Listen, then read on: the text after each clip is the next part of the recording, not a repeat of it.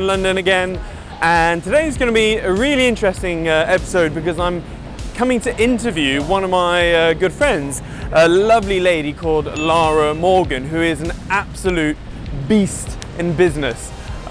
She sold her business for about £20 million a fair few years ago, and she's a prolific angel investor. Come on, Anthony. Come on.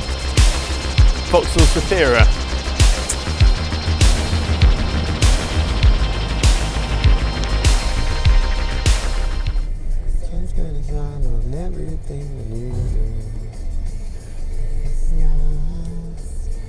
I love a bit of the Lighthouse Family.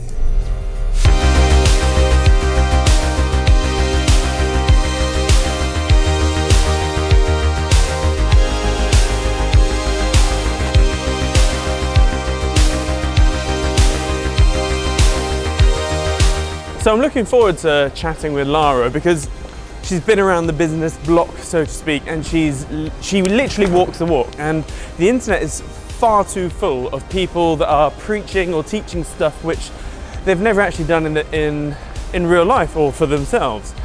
And one of the things I'm really interested in sort of finding out from her are her mistakes. I'm a big fan of mistakes.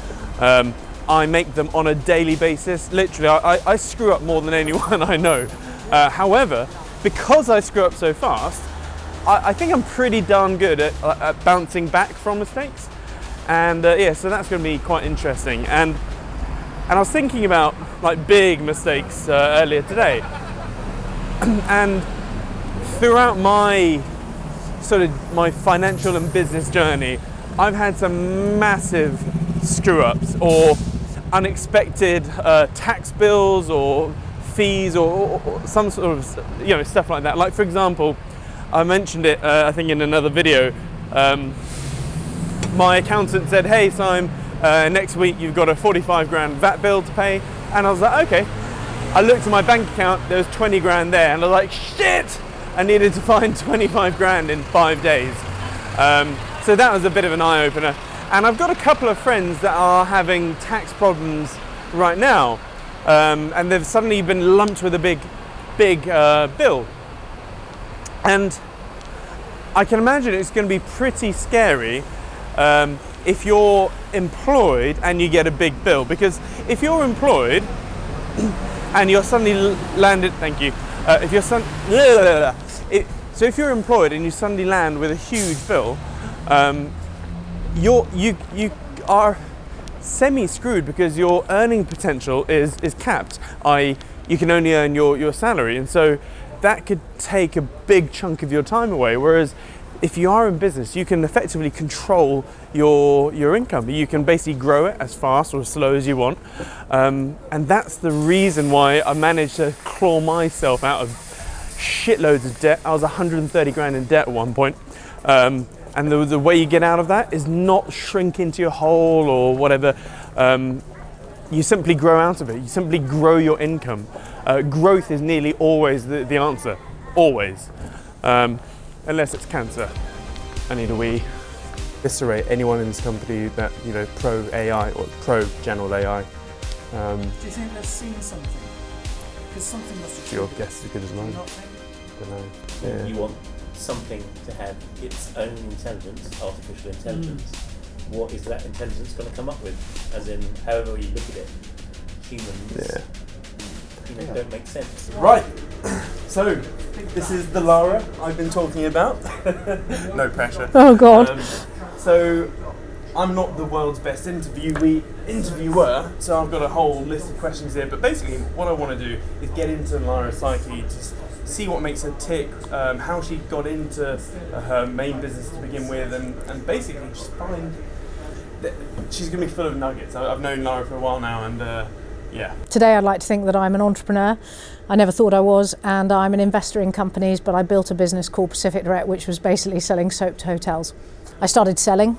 I didn't know that I was a salesperson, but actually I didn't even know it was a profession either, but I just started having conversations with people in Hong Kong, and that worked out that I ended up doing quite well selling promotional merchandise. And then by hook or by crook and various other experiences, at the age of 23 I started my own company, but only with a view to pay the bills, because in 1991, which was the recession when I started, there were no new jobs. You know, I would go round and show these Chinese-made sewing kits and shower caps, which I remember the Dorchester said, well, you know, our sewing kits, they're made in Kent. And I just started laughing. And I said, they're not made in Kent, they're made in China. I said, it's just you're going through a trader. And here I am with my wonderful business card saying factory representative. Even then, that was learning, because I was different. So I was telling people when I was calling up, you know, I'm a factory representative from China. It's like this lunatic phoning hotels, and it got me appointments because it was a different message, and it was what I was doing. And if you have a niche proposition, then actually you show somebody something original that they can't get somewhere else. So whatever the service or the uniqueness, I sold a pre-threaded sewing kit. I don't think people realise how hard enterprise is. Oh yeah.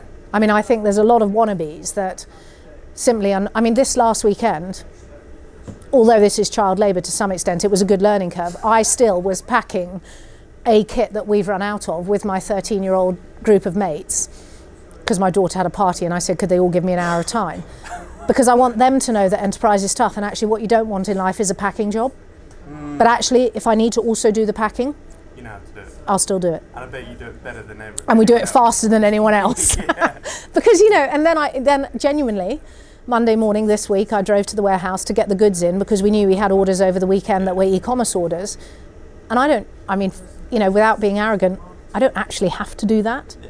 But actually, if I do that, then I'm leading to show others that I'm still barking mad and committed. I employed another salesperson and kept doing the admin on the Saturdays and Sundays, because I just wanted growth.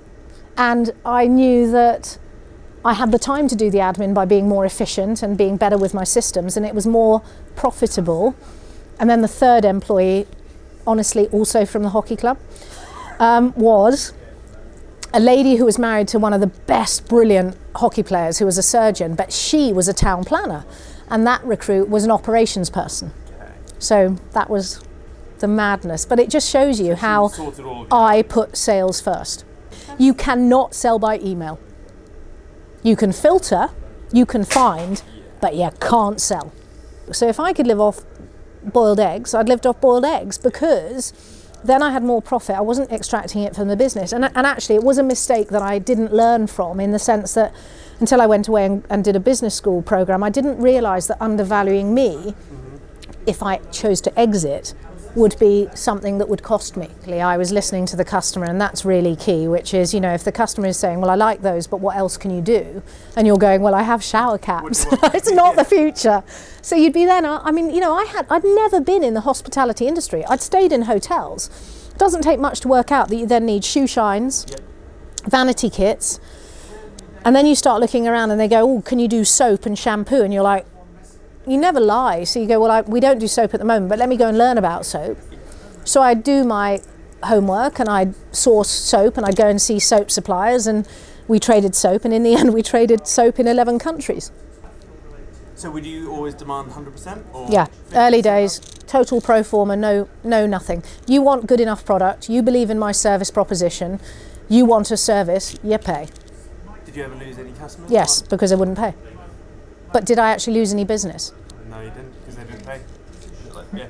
You know, and that was a gift, wasn't it? That somebody, I don't remember, sadly, said to me, don't risk your money abroad. That's really and then be brave enough. Before you even believe that you've got a business idea, go and sell it, but not to your friends, because they're all going to lie to you. And they're going to say it's a great idea, and they're talking utter drivel.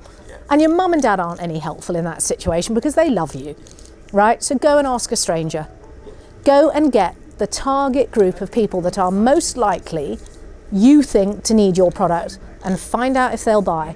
And once they say they'll buy, you've got a product. It's like the hand over cash. Why do you think the dragons in Dragon's Den ask, how are you trading? Yeah, exactly.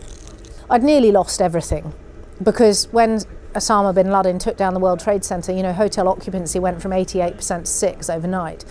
And I had to globally or just the US? Globally. And for a while.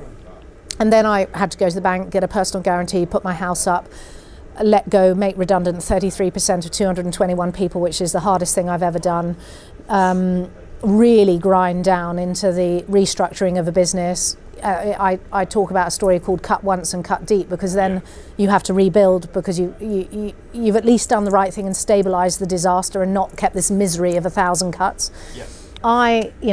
I have this ridiculous journey, but ultimately what am I going to be remembered for? I'm going to be remembered for the children that I bring up who contribute to society. Yeah. So I work very hard to be a miserable cow of a mother, sometime present, not always, but actually clear rules. You earn what you earn, you treat pocket money with respect. I'm not perfect, nobody's perfect, and for me that's the most important thing. And we haven't got, money isn't, it's not about the money for me. It's been, I didn't set out to, I set out to get security. Yeah. I know that comes with money in the bank. I have it, which means I have all the choice in the world. But let me also repeat, I do, and my children have not earned that right. And they already get massive privilege. Yeah. They get massive privilege. They live in a place that they can't contemplate where I grew up.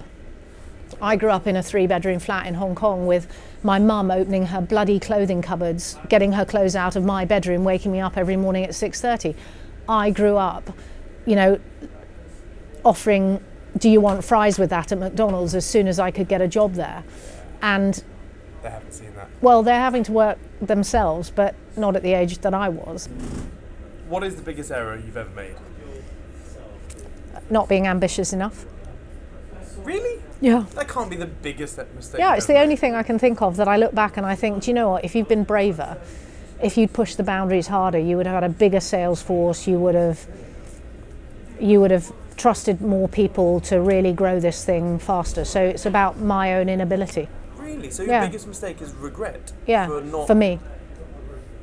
There are so many other mistakes, but I should have got more funding. I shouldn't have held 99%. I should have been more sensible with my share structure. I should have thought about that, and I didn't know anything about that stuff. What, as in release equity to to others, to create others, and also to get my management team even, but they worked unbelievably hard. I mean, could they have worked harder? I don't know. Did they benefit? They did, because I looked after them, but could I have done that a better way? Yes. I could have done so many things. Lots, I look back and I think, it's the real game of business is absolutely relentless and continual improvement. On the 1st of September of 2001, we rolled out the biggest global supply chain contract for hospitality to Sofitel Accor, which was the biggest chain of hotels in the world. So they had 137 hotels in 57 countries, and we were selling in French to most of those countries as well, which was, all our innovation, a huge range of products. And then there were no people staying in hotels. So if there's nobody staying in the hotel, nobody's taking the product home, right? And I had to go to the bank and say, I'm going to run out of cash, and unless people start staying in hotels, I've got all this stock, and it's all branded Sofitel, and it's really lovely, but it ain't going anywhere for a while. And so I had to put my house up, or else we would have run out of cash. So what would your top 5 tips be for someone that's just setting up in business? They're one-man band, doing, I don't know, God knows whatever. Yeah. So first thing is you have to run your finances. Yeah. Because if you don't run your finances, you're toast. You don't know where your money's coming in, and you don't know where it's going out. And second tip aligned to finances is cost yourself, cost your service, cost your product with meticulous detail. Okay. For opportunity cost, for the bus fare, and everything in between, and the number of bus fares that it's going to take to win the business. And after that, sleep less. I mean, genuinely, it's a race. Business is a race, so the more you work hard and smart, get sales training, total biased. Yeah. It's not impractical. And, if you are just setting up, then for God's sake, check you've got a product that's going to sell. So what's the goal with your 5 babies then? Yeah, to make them, I want to make £100 million. As a group? Cumulative. That's the target. 100 mil? Yeah, so I can just give it away. Really? Yeah. Because I've got all I need. That is the goal. I love it. Seriously. I love it. I don't often say that out loud. Love it. Lara, thank you so much. Really nice to see you. You're welcome. Thank you, Matthew.